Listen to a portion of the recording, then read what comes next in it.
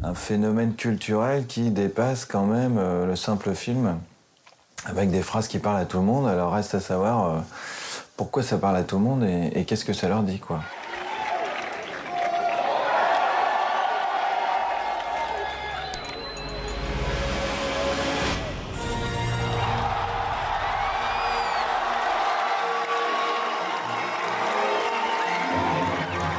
Alors, du début, long time ago in a galaxy far, far away, not so far away.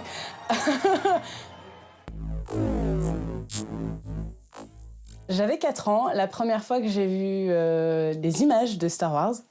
C'était Han Solo dans son Falcon Millennium et je suis tombée amoureuse. Alors ça a commencé à l'enfance, oui. En fait, pour la petite histoire, mon père avait une papeterie avec un rayon jouet. C'était dans les années 80. Je suis tombé dedans quand j'étais petit. C'est un de mes cousins qui m'a, quand j'étais plus jeune, qui m'a emmené là-dedans. Et puis voilà, j'ai suivi, j'ai trouvé ça sympa, le côté mélange des genres, côté samouraï. Tu sais, quand t'es enfant, dès qu'il y a un petit peu des héros, le côté robot, futuriste, les vaisseaux et tout ça. Donc voilà, j'ai commencé là-dedans et puis voilà où j'en suis. Alors moi, je suis un fan de la première heure, en fait, donc j'ai été enthousiasmé par les films à l'époque, mais même si j'ai pas vu Star Wars le premier au cinéma, j'avais 6 ans. Par contre, j'ai tout de suite été intéressé par les jouets, j'ai tout de suite eu les figurines, et c'est resté mon jouet de prédilection jusqu'à mon adolescence. J'étais à la première représentation française, j'étais à la première représentation anglaise, puisqu'il n'était pas encore sorti en France, de La Menace Fantôme, par également. Donc c'est une saga que je suis, comme on pourrait dire, un fan. Et je collectionne depuis 1977, depuis le début. Mes premiers jouets, je les ai eus à Noël 77, et j'étais tout à fait passionné, et depuis, je collectionne et je récupère tous les objets. Quand les films sont sortis au cinéma en 97, je les avais déjà vus en cassette vidéo l'année précédente et je les avais regardés en boucle, j'avais adoré. Et donc j'ai commencé une passion pour Star Wars à ce moment-là. Je pense que je me suis aussi construit avec. Enfin, je pense qu'il y a des choses que je pense, que je ressens, que je sais, qui viennent de Star Wars, quoi. Ça m'a un peu construit, voilà, sans pouvoir dire comment, mais voilà. C'est un film que j'ai découvert quand j'avais 5 ans. Et depuis, ça a guidé ma vie. Dans le sens où ça m'a influencé dans mes choix professionnels, ça m'a permis de rencontrer beaucoup de personnes sur Internet qui aujourd'hui sont devenues des amis qui me sont vraiment proches dans la vraie vie. Et c'est toute une communauté qui se regroupe, qui se rejoint sous la même bannière.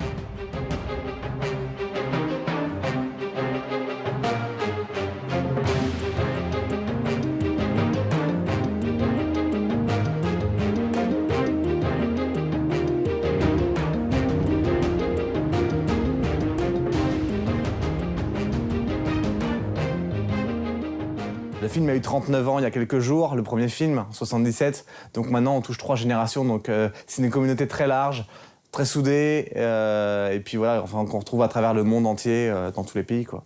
Oui, effectivement, la communauté Star Wars est, on va dire, internationale. Effectivement, il y a les fans lambda et il y a les fans qui sont vachement plus mordus.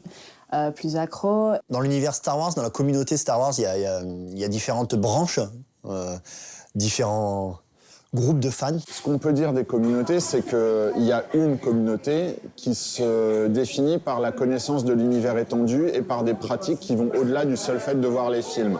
Il y a beaucoup de gens qui se déclarent fans et qui se sentent fans parce qu'ils adorent les films, mais en pratique, la définition d'un fan, si on le prend du point de vue de la communauté, c'est quelqu'un qui va au-delà des films.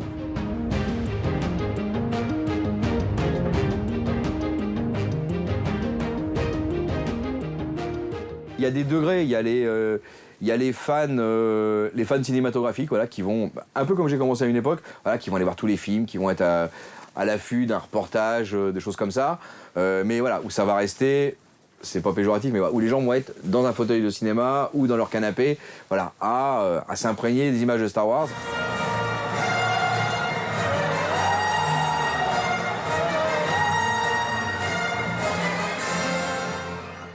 Après, il y a ceux qui vont adjoindre ça avec des collections, des petites figurines, machin, qui vont avoir l'impression d'avoir un petit peu de personnages chez eux.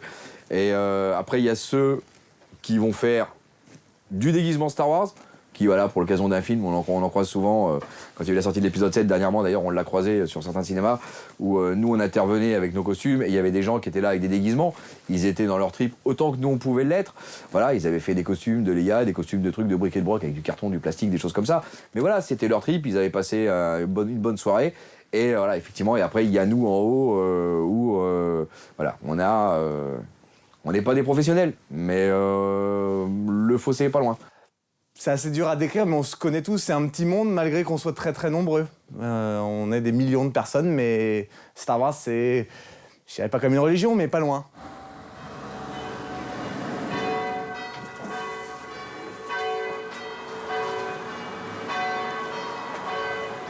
Dans la communauté Star Wars, j'ai la chance d'être, nous on appelle commandant, mais c'est président de l'association 501 ST French Garrison.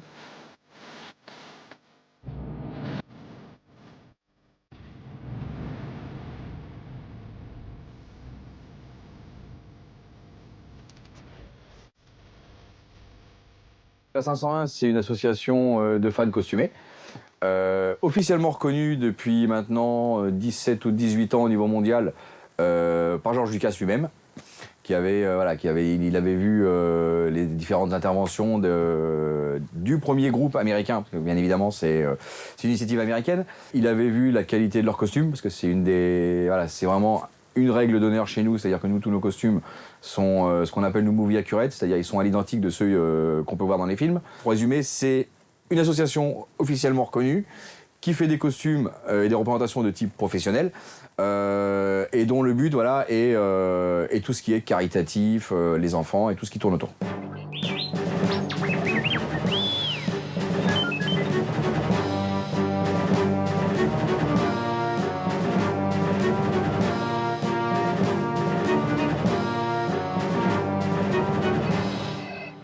Là, par exemple, ça c'est des photos d'un événement qu'on avait fait au Grand Rex à l'occasion de la... Il y avait eu un marathon qui avait été fait où le vendredi soir, ils avaient passé la prélogie, donc 1, 2, 3, et le samedi soir, c'était les épisodes de la trilogie. Pour te donner un exemple, on a recensé 106 sorties, tout type confondu. Donc, ce qui inclut dans ces 106 sorties, on a fait à peu près une trentaine, je crois, pratiquement une quarantaine de sorties hospitalières. Donc là, ça c'est vraiment des sorties, c'est notre cheval de bataille, c'est là vraiment où on va au contact des enfants, on fait l'équivalent des Pères Noël et des clowns en période de Noël dans les hôpitaux.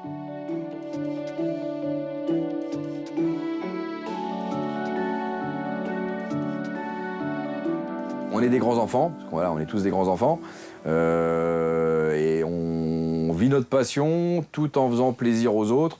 Et en apportant du bonheur à ceux qui en ont besoin, donc voilà. C'est, je crois, de tout ce que j'ai vu dans les univers geeks, la communauté des costumes Star Wars, probablement l'univers le plus adulte et le plus sympa, le plus bienveillant. Depuis que je les connais, ils vont voir les enfants malades, ils vont faire de l'animation dans les quartiers. C'est des gens qui ont vraiment à cœur d'aider et de partager. Les gens se disent, mais qu'est-ce que vous faites? Pourquoi est-ce que des gens de 35, 40, 50, voire plus, je crois qu'on a des grognards qui doivent avoir à peu près une soixantaine d'années, les gens, quand on leur dit, je passe mes week-ends ou mes soirées avec 8 kilos, 10 kilos de costumes sur le dos, des costumés en Star Wars, les gens ils nous regardent avec des yeux ronds, ils disent, c'est pas autre chose à faire à l'âge que vous avez. Les gens pensent qu'on s'habille en Star Wars toute la journée et qu'il y a du Star Wars plaqué sur le frigo avec des magnettes, mais non. Et puis, donc voilà, dans un premier temps, les gens nous prennent pour des illuminés. On n'est pas quand même des illuminés qui pensent que c'est pas parce que j'ai un costume d'un chasseur de primes que je vais aller tuer des gens à coups de détonateurs thermiques et voilà. Il y aura toujours des gens qui, quoi que tu fasses dans la vie, te trouveront ridicule. Généralement, on tombe dans ce genre de passion à l'adolescence. C'est vraiment très lié à la construction de soi à l'époque où on est en train de se construire, justement. Et donc, on retrouve quelques profils comme ça où c'est quelque chose dans lequel on tombe assez jeune. On va pas tomber dans Star Wars à 50 ans, c'est assez rare. Et dans tous ces univers-là aussi. Mais après, ça peut rester. Et j'ai rencontré évidemment des gens pour qui l'adolescence est un moment un peu particulier, un peu difficile, et donc qui vont se réfugier, qui vont chercher un repos, ce qui n'est pas du tout malsain, ce qui n'est pas du tout mal. Tout le monde le fait d'une manière ou d'une autre. Ah non. Je pense que les gens arrivent à faire quand même une grande différence entre le costume et Et notre réalité qui est notre vie de tous les jours. J'avais interviewé des gens qui me racontaient leur passion pour Star Wars ou pour d'autres univers de ce type et qui me disaient c'est fou parce que moi on me dit que je suis bizarre, que j'ai pas de vie, etc. Et mon père, quand il rentre du boulot, tous les soirs il s'enferme dans sa cabane pour bricoler pendant des heures et il dit que ça le déstresse du travail. Et lui c'est normal. Et mon frère qui adore le foot, il va tous les week-ends au foot, il a des posters Manchester dans sa chambre et lui c'est pas grave, c'est un fan. Puis mon kiff, voilà, c'est la 501, c'est une grande famille. On n'a pas de divergence sociale ou autre. Voilà, c'est quand on est dans nos armures, tout le monde est à l'identique. On est tous des grands gamins, on est tous des grands fans. Qu'on soit, quel que soit le métier qu'on puisse faire à côté. Donc c'est juste un refuge comme un autre ou un moyen de se délasser. Et cette idée d'univers autre dans lequel on va être à l'abri, on va être tranquille et qu'on maîtrise un petit peu. C'est une idée de maîtrise aussi. Donc ça se construit à l'adolescence, mais après moi j'ai vu des pères de famille, des mères de famille qui continuent à collectionner des figurines, à les peindre. Nous on le voit bien au niveau de l'association, on a des gens, on a des policiers, on a des militaires, on a des ingénieurs, on a des gens qui sont en recherche d'emploi. Voilà, c'est vraiment une preuve que Star Wars ne touche pas une catégorie de personnes, mais peut toucher n'importe qui. Alors, dans la communauté Star Wars, il y a tout un ensemble de profils, à la fois sociologiques, en termes d'âge, en termes de genre. Et il y a aussi différents profils psychologiques. On va avoir des gens qui vont être très investis dans leur vie de fan, des gens qui vont être peu investis. Là, on est chez moi, à Caen. On s'est mis à fabriquer des armures, voilà, parce qu'on en avait un peu assez de devoir commander à nos petits camarades américains ou anglais. Donc voilà, on a été une petite équipe, on s'est lancé de A à Z dans la fabrication de moules, d'une table de thermoformage, et maintenant ça nous permet d'avoir nos propres armures françaises, quoi. Donc là, vous avez la table de thermoformage, avec en particulier les matrices qui nous permettent d'obtenir les formes que vous avez vues tout à l'heure. Donc c'est-à-dire que chaque pièce a été sculptée dans de l'argile, après il y a eu des moules, et maintenant on a des matrices qui sont des négatifs et qui sont faites de résine chargée en aluminium pour dissiper la chaleur. Donc là vous avez un dos, vous avez une jonction d'eau, vous avez une partie abdominale, et je vais vous faire voir ce que ça donne sur un plastron.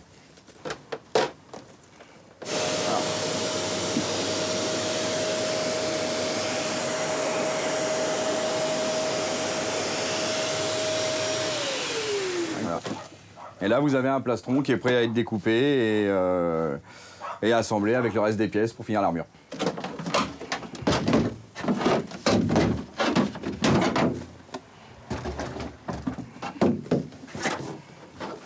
Voilà la pièce une fois finie.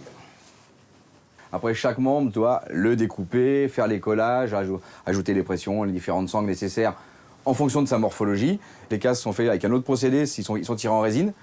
Donc là, vous avez par exemple un master qui a été fait pour... alors ça, c'est pas pour les Storms, c'est pour les pilotes du nouvel épisode. Ça, on le fait pour nous, pour les membres de la 501, voilà, qui sont désireux d'avoir un costume de Storm épisode 7. C'est exclusivement des membres de l'association qui nous en demandent. On a des personnes qui sont pas encore membres de l'association, mais qui nous en demandent afin de justement rejoindre l'association. Donc voilà, c'est vraiment pour les... Voilà, c'est pour les membres, c'est pour les futurs membres, et certaines personnes, certains collectionneurs qui nous en demandent, mais ça c'est plus les gens qui collectionnent que des casques.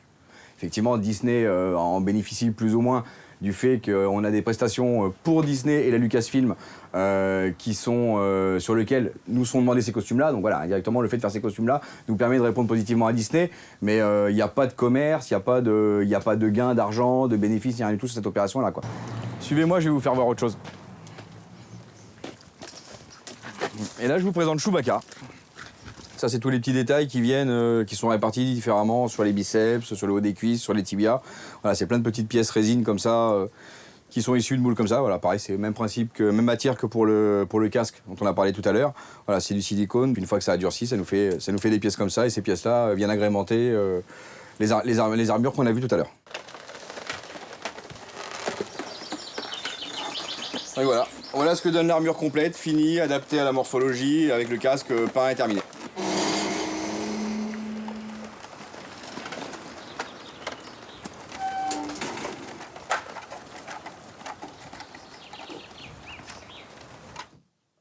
On essaye de se mettre à fond dans le personnage. En tout cas, quand je suis en costume, il faut absolument que j'ai les bons gestes. que je m'identifie totalement à Carrie Fisher, enfin du moins à la princesse Leia, puisque je suis la princesse Leia dans Star Wars, enfin mes costumes principaux.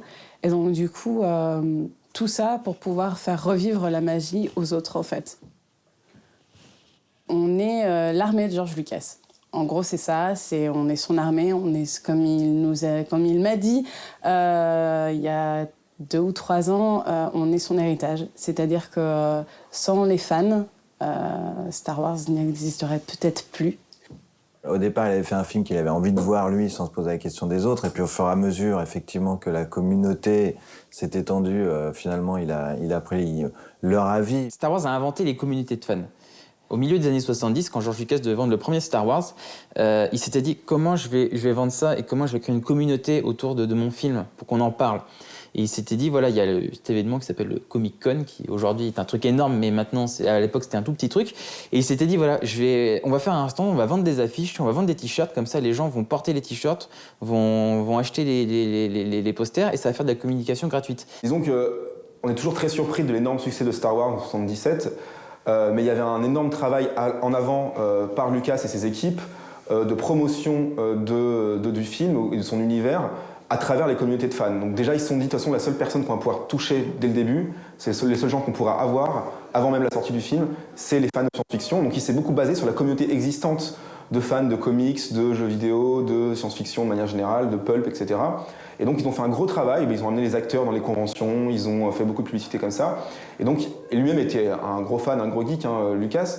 Donc il s'est basé sur cette connaissance, cette communauté-là, pour en créer Star Wars. Et donc du coup, le succès de Star Wars est aussi un succès pour eux, et donc une récompense pour eux, et ils jouent les rôles des leaders d'opinion, des relais d'opinion qui vont faire le succès du film en grande partie. C'est ce qu'on retrouve aujourd'hui avec tous les réseaux sociaux qui sont au cœur du cinéma hollywoodien maintenant dans la promotion. C'est vraiment avec ça que c'est né. Ouais. C'est vrai que la relation entre le grand maître et les petits fans est quand même très importante, et on a de la chance en fait.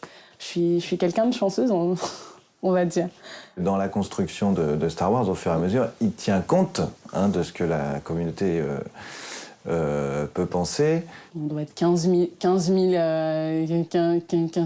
je sais pas, millions, j'en sais rien, de personnes qui ont les costumes et qui font ce qu'on fait nous, donc donner du bonheur aux gens.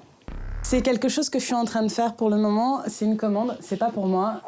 J'ai un padawan qui a une amoureuse et qui veut quand même rentrer un peu dans l'univers Star Wars. Et donc du coup, il m'a demandé si je pouvais pas faire la robe de la princesse Leia pour elle. J'ai dit oui, et bien évidemment. Alors on fait des zooms, on fait des captures d'écran, on va chercher dans les livres. On est un peu des archéologues en fait, pour pouvoir faire un costume qui soit movie accurate, donc pour qu'il soit validé à la Rebelle Légion ou à la 501. On doit aller chercher à fond, faire image par image un film, des fois. Mais sinon, on demande aux copains quand on n'a pas l'image de référence. Par exemple, j'ai une copine qui a aussi une robe de princesse Leia et je lui passe un coup de fil et je lui dis « Écoute, j'ai un problème avec la ceinture, tu peux pas m'aider ?» Donc c'est plutôt sympa et effectivement, c'est toute une histoire d'entraide.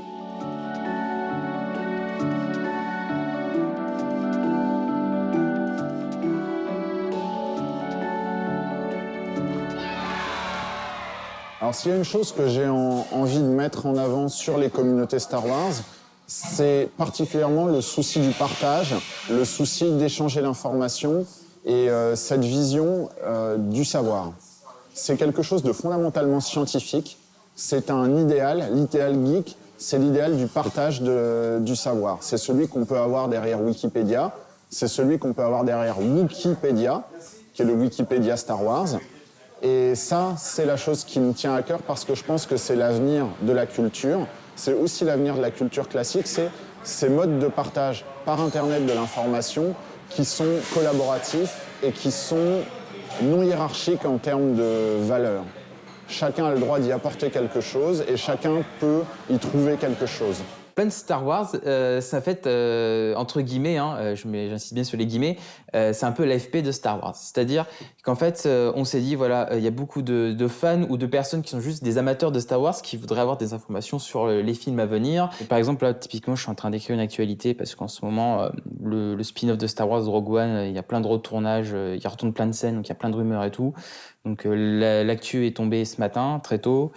Et là même, je suis en retard parce que c'est pas encore en ligne. On donne du grain à moudre aux fans pour qu'ils discutent parce que le débat, c'est quelque chose vraiment d'important et on veut vraiment générer une communauté autour de ça. Mais par exemple, voilà, on parle aussi des photos de tournage qui ont fuité sur le film. Donc là, par exemple, c'était en Irlande, en fait, le tournage en Irlande, et il y a un fan qui a pris cette photo. Et on voit cette forme floue là, toute noire. Ils ont zoomé dessus. Et quand on zoome dessus, on se dit ah tiens, ce serait peut-être Kylo Ren. Ça permet d'échanger autour de plein de sujets et chacun s'entraide et tout. Donc c'est vraiment dans un esprit très sain tout ça. Justement, quand on étudie en général, quand on parle de ces phénomènes comme Star Wars, comme les gros succès du cinéma ou les Harry Potter, etc. Très souvent, on oublie les communautés. Justement, on parle de l'analyse du film, de pourquoi c'est un succès en vraiment restant au texte ou au film, etc. Alors que ce qui rend quelque chose un succès, ce qui le rend culte, c'est le mot culte est important, c'est justement les gens qui vont se l'approprier. Et cette appropriation est différente selon chaque individu, elle est différente selon chaque groupe, et c'est ça qui rend la chose intéressante. Ça ne sens que parce que c'est social et que ça s'inscrit dans une culture, dans une société.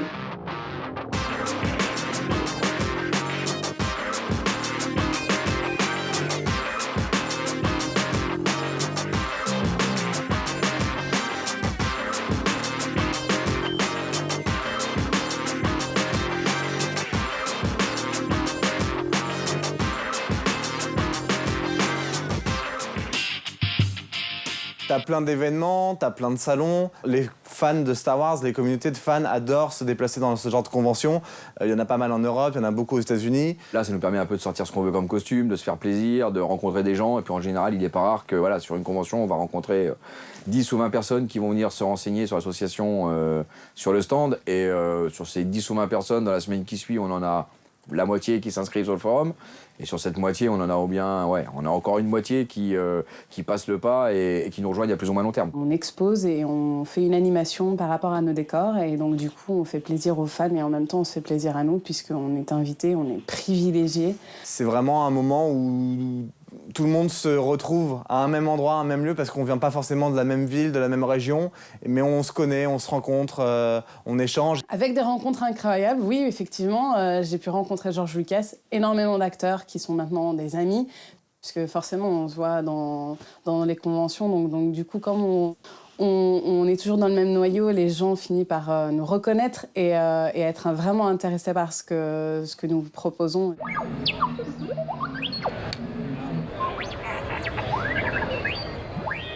Il y a une association en fait, qui regroupe les constructeurs de R2D2, une association internationale qui est reconnue par Lucasfilm et Disney maintenant.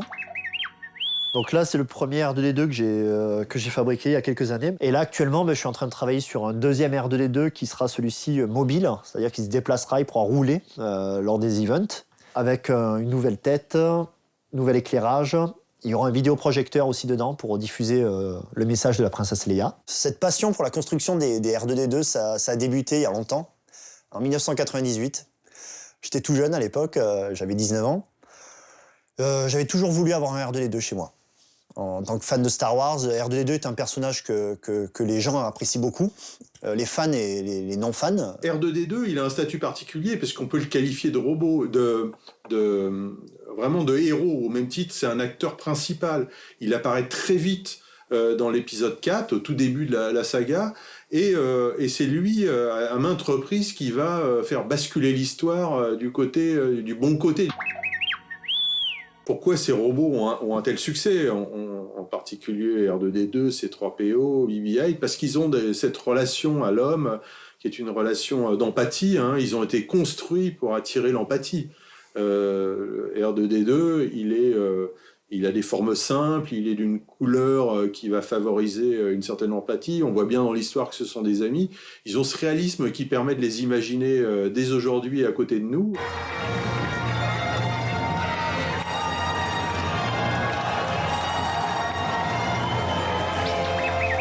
Les fans qui réalisent un R2D2, il y en a un certain nombre. Ça rend compte de ce réalisme, cette crédibilité. C'est une passion parce qu'on ne compte pas les heures, on ne compte pas aussi l'argent. Pour fabriquer un R2D2 taille réelle, c'est beaucoup d'heures et pas mal d'argent aussi. Les gens, des fois, n'ont pas idée du volume d'heures. Il y a beaucoup de mois de travail, c'est pas des heures, c'est des mois. Il faut compter à peu près entre 1 an et 2 ans pour fabriquer un R2D2. Ça dépend du modèle, mais en fait, pour un R2D2, il faut compter entre 3 000 € et 15 000 €. Souvent, les gens, ils pensent que c'est en fait un gros tupperware, une grosse poubelle de cuisine qui est creuse, mais non, il y a de l'électronique, de la mécanique. Un R2D2 a assez peu évolué. Morphologiquement, déjà, c'est toujours le même. Donc c'est assez accurate par rapport au vrai R2D2 qu'on peut voir dans Star Wars. Donc il y a tout un système de petit éclairage avec des diodes rouges, vertes, jaunes pour l'arrière, et bleues et blanches pour devant. Donc on essaye vraiment de respecter les codes que George Lucas a mis en place en 1977. Star Wars, plus qu'une série de films, George Lucas a élaboré un univers. Et cet univers, il l'a ouvert d'une certaine manière.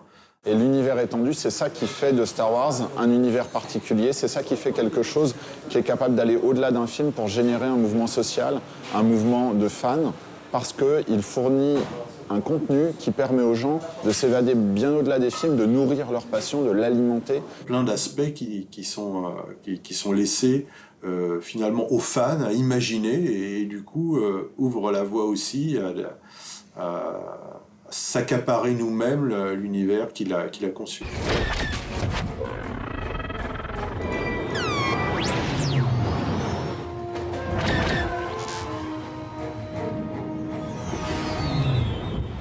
Finalement, ça apparaît comme une petite fenêtre ouverte sur un monde beaucoup plus étendu. C'est vrai que la notion d'ailleurs d'univers étendu est assez intéressante.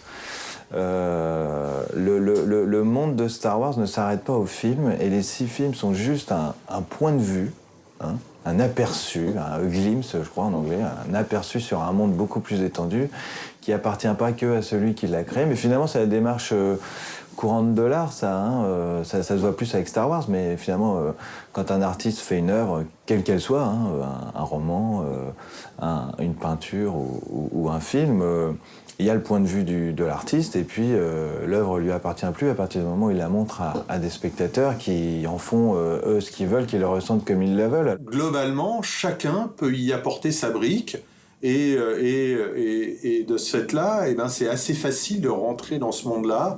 Il est accessible, on peut effectivement élaborer un R2D2 qui ressemble à celui qu'on voit dans les films. Donc en fait, Star Wars est un domaine dans lequel on peut puiser un ensemble d'activités et on va se faire son panier d'activités. C'est toute la manière de recréer l'univers, de se plonger, de considérer non pas Star Wars comme un film, mais comme un bac à sable, c'est-à-dire comme un terrain de jeu. L'immense majorité des fans revendiqués comme tels pratiquent l'univers étendu. C'est ça qui les définit, ils le connaissent tous, et après, ils vont choisir un positionnement de fan. On a tous ces types de positionnements et chacun va avoir sa spécialité. À partir de là, il y a un vrai univers étendu qui laisse aux gens la capacité de manipuler l'environnement et de créer des choses.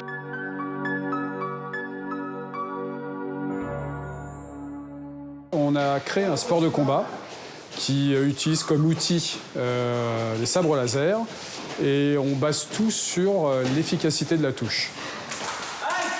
Moi qui suis la saga depuis tout petit et jusqu'à maintenant et qui est touché à la saga via différents supports, la BD, comme je disais, les livres, mais aussi les jeux de rôle, les jeux de plateau, etc., les jeux vidéo. Il est clair que connaissant bien les geeks, on avait une petite idée derrière la tête de dire au lieu de rester devant votre ordinateur ou devant votre télé, venez à la salle, vous allez rester un peu dans votre univers, sauf que là, c'est presque pour de vrai que vous allez utiliser un sabre laser et combattre avec.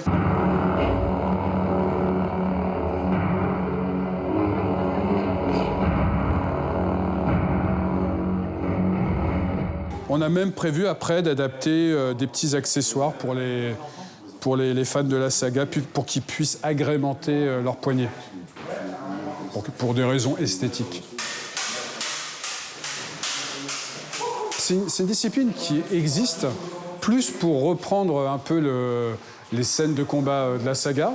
Il existe différentes académies dans le monde entier, hein, il y en a des centaines, qui tournent plus vers la reproduction des scènes de combat des films. Et il y a certaines comme la nôtre, qui proposent du sport de combat avec le sabre laser.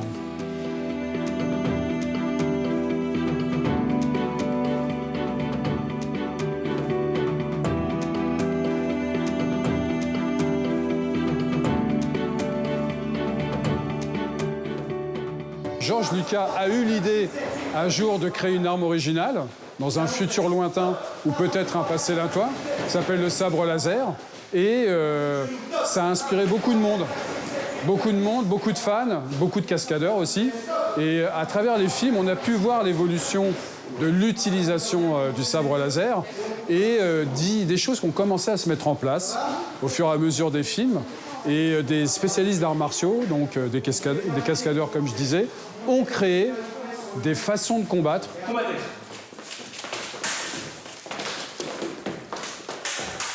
Alors en fait, les différents profils ici, étonnamment, on a de tout. On a évidemment des fans de Star Wars, on a des sportifs, des sportifs qui ont fait du sport très longtemps et qui ont touché un peu à tout. Et puis on a des gens, j'ai envie de dire du commun, ni sportifs, ni geeks, ni fans de Star Wars, qui ont décidé comme ça, en voyant cette nouvelle discipline, de se lancer dans le sport et de commencer à connaître aussi un peu tout l'univers qui tourne autour du sabre laser. Donc en plus de fabriquer des R2D2, je suis props builder, comme je disais. Donc j'ai fabriqué par exemple un casque Daft Punk, celui de Thomas Bangalter. Et je fabrique aussi des sabres laser, bien sûr, en tant que fan de Star Wars. Alors celui-ci, c'était une base, c'était un sabre que j'avais acheté il y a quelques années. Donc je l'ai complètement démonté, donc qui fait du son, bien sûr. Il y a un système de diode laser que j'ai rajouté.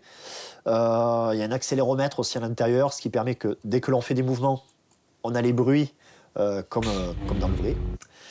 Et après, c'est tout a été démonté. Je vais rajouter moi des petites pièces spécifiques à celui du réveil de la force, qui ressemble beaucoup au sabre de l'Empire contre-attaque. Moi qui suis un vieux geek, et comme je disais, on est dans la revanche des geeks, évidemment que Star Wars fait partie de notre culture. Moi qui ai enseigné l'escrime pendant très longtemps, la culture en escrime, c'était beaucoup les mousquetaires, les pirates, Zorro, etc. Et ça a été très vite remplacé, pas par moi, mais par les élèves, par les petits, par des chevaliers Jedi, les seigneurs Sith. Effectivement, le Star Wars fait partie de notre culture aujourd'hui, est très implanté dans la vie de tous les jours.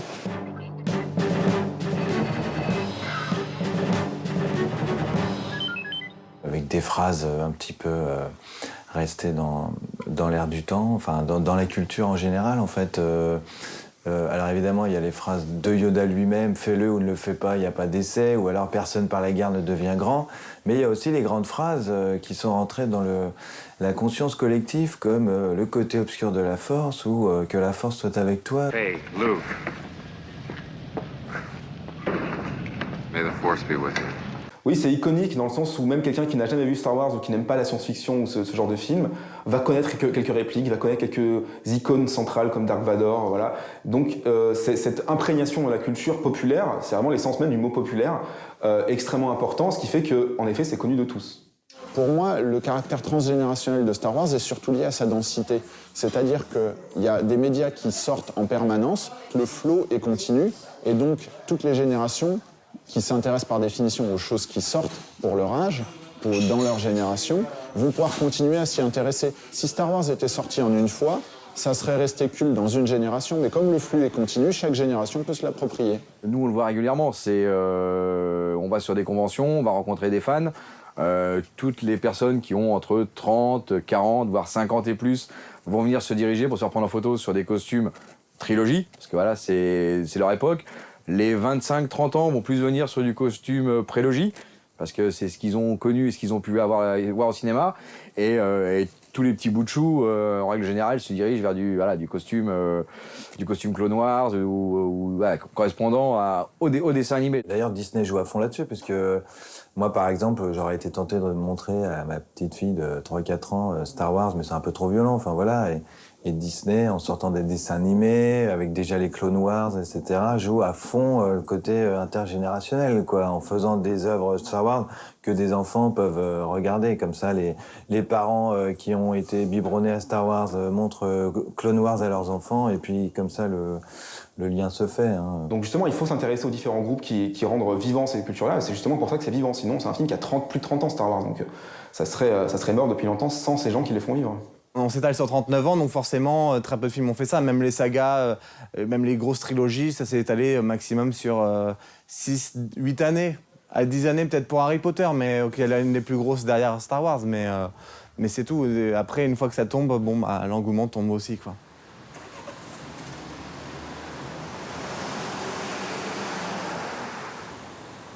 Alors là, tu as tout s'étale de 1995 jusqu'à 2016. Là, tu as 21 ans de figurines étalées sur le mur, rangées par date de sortie et par collection. Donc l'idéal pour retrouver sa figurine qui n'a été éditée qu'une seule fois en 2002, par exemple, ou choses comme ça. Là, j'ai quelques produits vintage en loose, quelques-uns en boîte. Hein. Donc voilà, le vintage qui est un peu revenu en force ces derniers temps. Les figurines, il faut compter de 15 à 35 € à peu près pour une figurine en loose, complète avec armes. Après, pour des figurines en boîte, par exemple, le Jabba est à 150 parce qu'il est complet dans sa boîte d'origine, dans un certain état, mais assez propre. Là-haut, tu peux retrouver pas mal de statues en résine numérotées, la plupart à 1500 exemplaires. Donc là, c'est vraiment du collector qui s'adresse à un public vraiment de collectionneurs, parce que c'est quand même un certain budget. Hein. Chaque pièce, ça commence à peu près à entre 300 et 400 € la pièce. Ouais, il y a tout. Voilà. On va quand je te vite, je te dis quoi. Bon, on trouve qu'il y a quand même des gens preneurs pour ce genre de pièces-là, effectivement. Quand on met le doigt dedans dans une collection, c'est comme tout, on a envie d'aller jusqu'au bout, donc on la continue. Alors, ma collection, c'est tout ce que vous pouvez voir ici autour, toute cette variété de choses. Donc ça correspond à tout ce qui est prime alimentaire, par exemple, pour ce qui est ici. Mais il y a aussi les livres, les figurines, tout ce qui est aussi correspond donc au film. Donc tous les making-of, les affiches de cinéma ou les photos de cinéma aussi. Il y a aussi des produits un peu plus importants, des livres. Là, ce sont effectivement les blisters, les anciens blisters de 1980. Donc là aussi que je conserve avec beaucoup de précautions. Là, c'est une autre partie, donc c'est toute la partie des vaisseaux, des 3,5 pouces avec tous les vaisseaux de différentes époques, là aussi, puisqu'il y a le même vaisseau acheté en 1980 ou en 1997, avec tous les faucons. Il y a un vrai goût pour la collection et l'accumulation, parce que justement, le principe d'une collection, c'est qu'on n'arrive jamais à la fin. Si on arrive à la fin d'une collection, ça n'a pas de sens, on n'a plus rien à faire. Ouais, c'est plus une addiction, oui, devenu une addiction, effectivement, c'est le terme. Mais je suis un fan fou peut-être, qui collectionne à foison. Je connais certaines personnes qui se sont contentées, par exemple, dans un univers Yoda ou dans un univers de livres. Mais moi, je fais un peu tout et peut-être trop même. Ce qui m'oblige à avoir beaucoup de place et aussi à peut-être pas profiter de tout. Ce qui revient généralement, c'est plutôt une espèce d'étrangeté. Ils sont un peu bizarres, ils parlent une autre langue. Ce qui d'ailleurs, le mot geek, étymologiquement, c'est quelqu'un qu'on n'arrive pas à comprendre quand il parle. Donc il y a quelque chose comme ça. Donc c'est un sentiment d'étrangeté, mais je pense que justement, il suffit de s'intéresser 5 minutes à quelqu'un pour se rendre compte qu'il est juste passionné, qu'il va nous raconter son histoire et que ça peut être intéressant. Et ça peut être le cas pour tous les domaines. Tout ce qui est papeterie, les produits alimentaires, donc tout ce qui est pour les fast-food. Là aussi, il y a eu donc un fournisseur de téléphone qui avait fait un téléphone spécifique pour Star Wars, des jeux de plateau ou et des bouées aussi là pour la piscine. C'est très hétéroclite, oui, tout à fait. Aussi bien en termes de produits que d'origine, puisqu'en fait, il y a aussi bien des produits français que des produits anglais, américains ou européens. J'ai même des cassettes vidéo du Japon qu'un ami m'avait rapporté exprès à cette époque-là. Et donc, il faut aussi reconnaître que finalement, on vit dans un monde compliqué et que peut-être qu'un peu tout le monde a des choses qui permettent de continuer à vivre. Je pense que le point commun, c'est quand même que l'époque va pas très très bien et qu'il y a quand même un genre de refuge peut-être dans ce monde. Ah, tout à fait, oui, ça a changé comme moi beaucoup la vie de beaucoup de personnes. Et c'est ancré en nous. Et donc en fait, c'est presque une façon de vivre aussi, une way of life. Donc c'est une façon de voir la vie autrement. Et puis donc la vie de tous les jours aussi, puisque maintenant, comme je disais, je collectionne beaucoup. Donc ne serait-ce que chaque déplacement, que ce soit en France ou à l'étranger, il y a toujours l'esprit Star Wars qui est là. Aller au marchand de journaux, voir s'il n'y a pas une revue, aller dans un magasin de jouets, voir s'il n'y a pas le jouet ou le prodeur qui est un peu spécifique du pays ou de la localisation où on est. C'est aussi une manière de montrer son identité. C'est une manière comme une autre de dire « moi je suis un petit peu plus fan que toi, j'en suis un peu plus fan que mon voisin ». C'est la distinction finalement parce que justement comme tout le monde a accès à l'objet Star Wars, pour dire « moi c'est un peu plus important pour moi », on va aller plus loin dans la connaissance, plus loin dans la collection, plus loin dans l'immersion et aussi plus loin dans la création. Ce qui m'apporte, c'est de faire rentrer cet univers Star Wars chez moi et de posséder un petit peu cet univers autour de moi. Et puis, mais c'est surtout chronique en fait, effectivement, c'est ce qu'on a dit tout à l'heure. Je peux pas m'empêcher d'acheter. Ce qui m'a intéressé, c'est le rapport entre identité et culture, c'est-à-dire comment des gens vont se définir au quotidien, non pas comme français, comme homme, comme femme, comme riche, comme pauvre, mais comme fan de Star Wars ou comme geek, comme fan de Star Trek. Je travaille sur tous ces types d'univers. Et donc, moi, ça m'intéresse de savoir, voilà, c'est des identités qui sont assez nouvelles, qui sont assez récentes, qui sont très liées aux années 70 où il y a eu un changement dans l'identité avec la contre-culture, les hippies qui voulaient se construire par eux-mêmes en dehors de tous les dictates. Et George Lucas est issu de cette contre-culture-là. Et donc cette idée de voilà, on se construit par ce qu'on fait, par ce qu'on est, par ce qu'on aime. Et donc je choisis qui je suis. Alors moi, ce qui vraiment m'excite, c'est vraiment c'est le produit en lui-même, c'est le jouet qui me rappelle mon enfance et de pouvoir recollectionner ces figurines dans leurs emballages d'origine. Et aussi ce qui m'intéresse particulièrement, ce sont les figurines françaises et européennes, puisque il y a un côté un peu nostalgique, c'est ce que j'ai eu quand j'étais petit. Il y a beaucoup de travail de recherche, donc c'est un peu une deuxième passion, c'est-à-dire il y a la passion, la collection. Et puis effectivement, donc acquérir ces objets. Et effectivement, il y a la passion de quelque part de faire un travail effectivement de recherche, de documentaliste, raconter l'histoire de tous ces produits. Et effectivement, c'est quelque chose qui m'anime depuis quasiment 15 ans. Ça fait un peu 20 ans que je collectionne et un peu moins de 15 ans que vraiment je m'intéresse à l'histoire. Le geek, en gros, c'est l'érudit d'aujourd'hui. C'est-à-dire que par le passé, quand on avait quelqu'un qui était au 19e siècle amateur de culture antique, il connaissait à la fois toute la culture antique originale via les traductions ou les textes originaux, il parlait le latin, et il était capable de citer tous les auteurs récents ayant travaillé sur le sujet, il connaissait les dernières recherches archéologiques. Aujourd'hui, on a le même type de culture pour les geeks. Les gens vont connaître tous les réalisateurs, ils vont connaître la genèse des univers de science-fiction, ils vont savoir ce qu'est le départ de ces univers. Si vous leur parlez de fantasy, ils vous parleront de Tolkien, ils vous parleront d'autres références qui sont très connues et appréciées dans le milieu. Et donc c'est ça la culture geek. La culture geek, en fait, ça n'est rien d'autre qu'une autre culture. C'est-à-dire ça n'est pas la culture classique qu'on a connue autrefois, c'est son successeur. Mon premier livre, en fait, Mécano tout Trilogo, Mécano, la gamme française et Trilogo, la gamme européenne. Donc c'est un livre que j'ai sorti en auto-édition en 2006, qui en fait présente en fait l'ensemble des figurines françaises et européennes. En France, donc c'était la société Miro Mécano à l'époque, et donc on se retrouve avec des figurines comme celle-ci, qui sont des figurines de 10 cm, qui était le format universel, qui est toujours d'ailleurs le format universel. Ce sont quasiment les mêmes figurines commercialisées dans tous les pays. Ce qui fait en fait la différence dans chaque pays, c'est l'emballage. Donc nous avons eu le droit effectivement à un emballage donc Gardes Étoiles, un emballage français. Donc cette figurine-là, c'est une figurine de 1979, donc l'emballage. Et donc elle est très intéressante parce que ce format carré est un format exclusif à la France. Il n'y a aucun autre licencié dans le monde entier qui ait pu faire ce format de blister. Et donc c'est vraiment la carte peut-être la plus emblématique, la carte blister la plus emblématique de la gamme française. Donc maintenant ici on a 3 logos, donc parce que ce sont des blisters qui étaient fabriqués pour l'Europe, pour leur distribution en Europe. Donc on a un logo français, un logo espagnol et un logo anglais. Donc ça permettait en fait de réduire les coûts de production et d'avoir un produit vraiment uniformisé sur l'ensemble du marché. Donc on voit en plus Star Wars c'est intéressant à d'autres points de vue, c'est aussi intéressant en termes marketing, pour les gens qui s'intéressent au marketing, parce qu'effectivement, c'est Star Wars qui a inventé tout ça, avec tous les produits dérivés.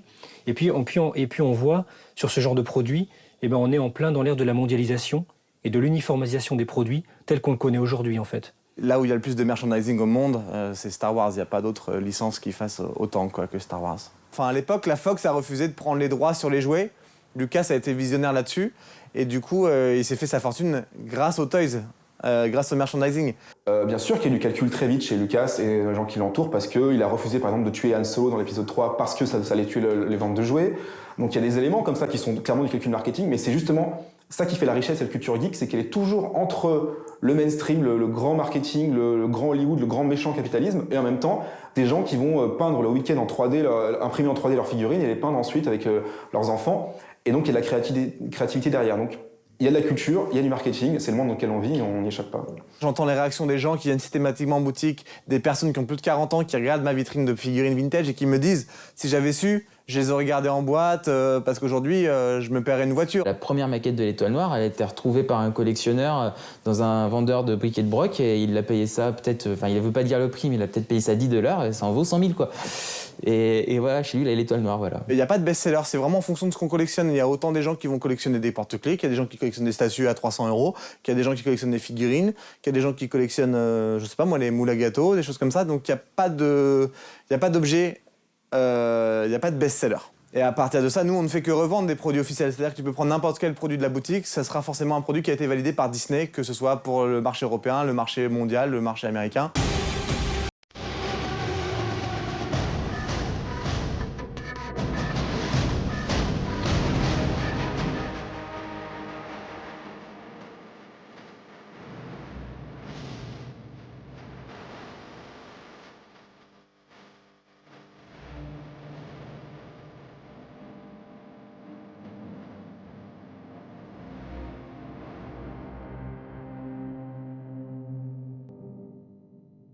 Pourquoi une telle histoire a eu autant de succès et a été transgénérationnelle avec à la fois des jeunes, des vieux, des gens de toutes catégories sociales et comment on peut adhérer. C'est vraiment intéressant d'essayer de comprendre quand on s'intéresse à comment on raconte des histoires, comment George Lucas a réussi à faire ce tour de force. C'est quasiment l'invention ou l'œuvre fondatrice de la pop culture. Enfin, je veux dire, ça fait beaucoup de dire ça, mais voilà, je pense que toutes les époques ont eu... Après tout, c'est pas parce que c'est récent que ça vaut moins bien que... Enfin, l'idée selon laquelle... c'était l'idée de Hannah Arendt, ça, qui est un peu critiquable, que, en fait, une œuvre avait de la valeur quand elle était ancienne. Parce que comme c'est le critère de la durée pour elle, la culture, il faut qu'une œuvre ait duré et donc soit ancienne pour savoir si c'est vraiment culturel ou pas. Bon, bah, je suis désolé. Effectivement, ça fait tout de suite mieux de dire, de parler d'Homère ou de La légende du roi Arthur, ou de Siegfried, Lord du Rhin, Wagner, parce que c'est entré dans la culture. Mais peut-être que Lucas, qui aujourd'hui est vu comme un amuseur, sera considéré plus tard, j'en sais rien. Mais en tout cas, c'est vrai que l'œuvre s'est diffusée énormément. Sans commune mesure, la saga Star Wars est un moment culturel. Il y a un avant et un après Star Wars. Star Wars, si on le lit avec des yeux de culture classique, intègre une quantité de références classiques, de références mythologiques ou de références esthétiques venues de la culture classique. Quand George Lucas a lancé ce projet-là en 77, il le dit lui-même, il l'a dit dans plein d'interviews, il s'est basé sur ce qu'il faisait vibrer, ce qu'il aimait. Il y avait le côté samouraï, donc qu'on retrouve plus ou moins dans le visuel du costume de Dark Vador, dans les principes des combats de sabre. Après, il l'a modernisé avec des sabres laser. Mais voilà, l'idée des combats de sabre, ça a été inspiré des films de gladiateurs. Le côté chasseur de primes, des choses comme ça, c'est des choses qu'il a retirées un petit peu du côté western. Donc voilà, il a pioché dans tous les univers qui lui étaient chers. Donc cette culture populaire qu'on a aujourd'hui, qui est un champ qui est très dense et qui a été un peu séparé artificiellement de la culture classique en France, peut être complètement rattaché à la culture classique. Ça, c'est un mouvement que font les Américains parce que pour eux, c'est évident. Parce que les gens qui créent cette culture populaire sont des gens qui ont une culture visuelle. Quand on crée un film, quand on crée un comics, quand on crée un manga ou n'importe quoi, généralement, on a fait des études d'art. Et ces études d'art vous ont confronté à tout l'art classique. C'est manifestement un film qui dépasse le cadre du simple film et qui s'est répandu dans la société.